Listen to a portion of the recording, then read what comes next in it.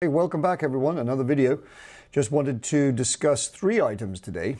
Gyroscopic precession, important to understand that in terms of the next two topics, which is dissymmetry of lift and transverse flow. So transverse flow, dissymmetry of lift, if we do not understand gyroscopic precession, then that will give us a problem. We'll talk about these very briefly. I'm going to try to keep this as brief as possible, as simple as possible, and then we'll go out to the aircraft and see the effect in the aircraft as we fly. So gyroscopic precession, what is that?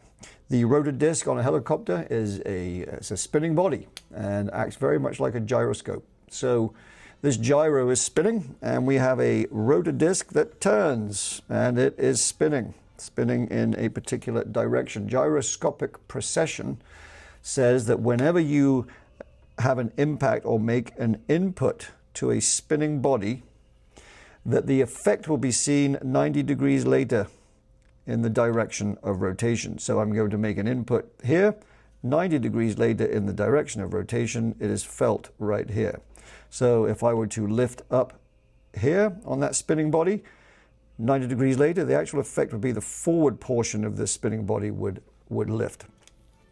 And you can see that being affected by many items. Spinning wheel, you take this little thingy right here, take one of these and you try to turn it, you can feel the effect of that.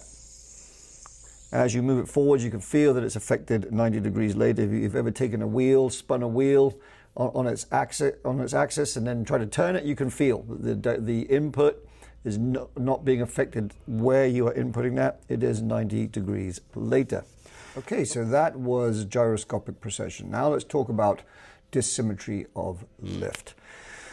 Dissymmetry of lift, obviously, as it says, there is a lack of symmetry of lift around this rotor disc. So here's our rotor disc. And we have our blades. This is our direction of flight. So if that is our direction of flight, then we have what we call an advancing blade and a retreating blade.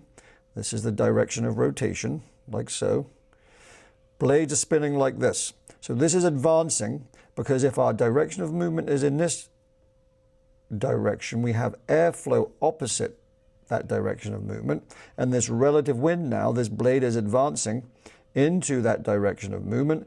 And so we have an increased airflow over this blade and this blade. However, this is a lesser airflow over this blade, and we'll explain that in a minute. So this is our advancing blade, this is our retreating blade in reference to the direction of movement that the aircraft is moving. Let's say for the sake of maths that these blades are turning at 300 knots. So both blades are spinning at 300 knots. Okay? If we're moving forwards at 100 knots, the flow of air, that opposite flow of air now is 100 knots in this direction. So we're 300 knots moving this way. I've got 100 knots of airflow this way. So I'm plus the 100 knots, which gives me a total of 400 knots of relative airflow over that blade. On the retreating side, this blade is doing 300 knots this way. If my 100 knots of relative wind coming the opposite direction, that is now a minus 100 knots, which gives me a total of 200 knots of relative airflow compared to my 400 knots of relative airflow. If we remember our lift equation, velocity squared has a huge impact. Velocity squared on this side is greater than velocity squared on this side, meaning that I have more lift on this advancing blade and less with the retreating blade. What that does is in the direction of rotation, gyroscopic precession here, the impact is here, the effect is here on the forward portion of the rotor disc. Because of that impact being felt on the forward portion of the rotor disc, now we have what's called blowback. The front portion of this disc lifts and we have that pitch up. As we accelerate, the disc pitches up. Important to remember that this is based on the advancing blade.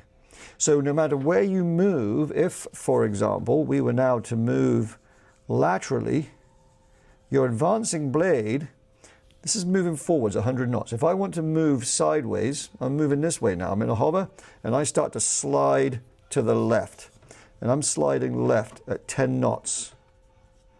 My advancing blade now is no longer this blade. My advancing blade is this blade right here. And this is now my retreating blade.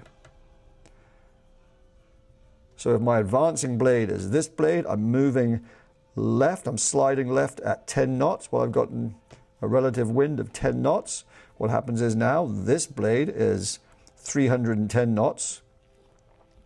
This blade is now 290 knots. I have a difference of 20 knots. More lift on this blade, less on this one. 90 degrees later, it's felt right here, which means now this portion of the disc blows up. And so if I slide left, that's why when you slide left, you feel that resistance. It tries to push up on that left side. And we get that blowback in the direction of movement because the advancing blade will change depending on what your direction of movement is. A normal takeoff, however, it's felt on this forward portion of the disc, and we get that blowback, and we have to push through with the cyclic. But remember, keep this in mind, no matter where you move this disc, your advancing blade is going to change depending on which direction you're moving that rotor disc. Hovering backwards can be difficult at times. You move the cyclic to the rear. Now the advancing blade is on that left side of the aircraft, so the blowback is on the rear. So as you hover backwards, the rear of the disc is trying to blow back and push you in the opposite direction, push you forward. So you have to pull through that dissymmetry of lift to keep the aircraft moving in the direction you want it. So that is dissymmetry of lift. Now let's talk about transverse flow. Okay, transverse flow. We have a rotor disc, and we're going to do the profile view here, and here's our helicopter. Okay, so when we're in a hover, air is being pulled through this rotor disc. Coming down, obviously we're in ground effect, so we've got air flowing through. Greater induced flow. We have induced flow through this rotor system. We're not moving anywhere. We're in a stationary hover. So the air is vertical through this rotor disc. We have the induced flow, and that means that we have a higher angle of incidence, higher angle of attack to maintain the hover that we need for the aircraft. As we begin to move this rotor disc through the air, what happens is now we have an opposite flow of air. We move the aircraft forwards, and now we have this relative wind entering the rotor disc. And the very first point at which that horizontal flow reaches is right here on the very tip of that forward portion of the rotor disc if we are moving forwards. So as air starts to flow in, this relative wind starts to come into the rotor disc, this forward portion of the disc sees a more horizontal flow of air. And that means that we have less induced flow, which means we have a higher angle of attack for the same angle of incidence. And it's more efficient on this very front portion of the disc. Also, as we start to move forwards, the faster we get through this transverse flow, the more the air moves across this rotor disc, the longer that the rotor disc has to act on that air means that this air is now being pulled down vertically through the rotor system. So now you can see the angle at which it strikes that blade is a higher angle for that induced flow. And on the forward portion of the disc, you can see that it's a much lower angle for that forward portion of the rotor disc. So we essentially have, for this whole front portion of the rotor disc, as we start to move forwards, we have the greater efficiency, more lift produced. If we're looking down on this rotor system, turning like so, here's our aircraft and here's our tail. If we move forwards, the aircraft moves forwards, here's that horizontal flow of air. This front portion becomes more efficient, and as we get faster, the larger area on this disc that becomes more efficient.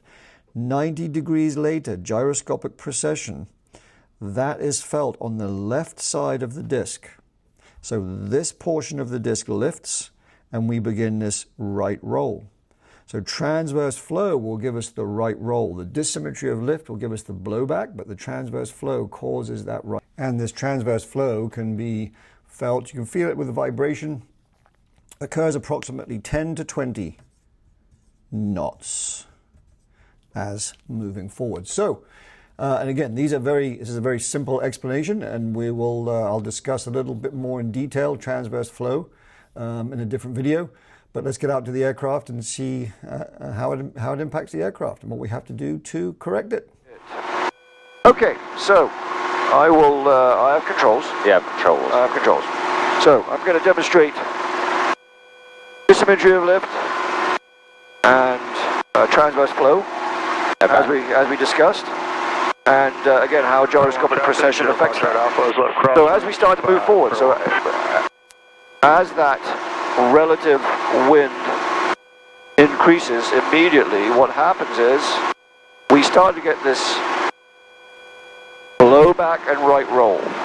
Okay, so that's it happening all at the same time. So the dissymmetry of lift is causing the what? What is dissymmetry of lift causing? So it's causing for an increased lift in the advancing blade, which manifests itself 90 degrees later. So at the front of the helicopter, we're going to notice an increase of lift, which requires more forward cycling to counteract. Yeah, so we get the blowback. I'm going to start a little higher. We're going to see what the aircraft does and just allow it to do it. So I will apply some forward cycling, and then we're going to see how the aircraft responds to that.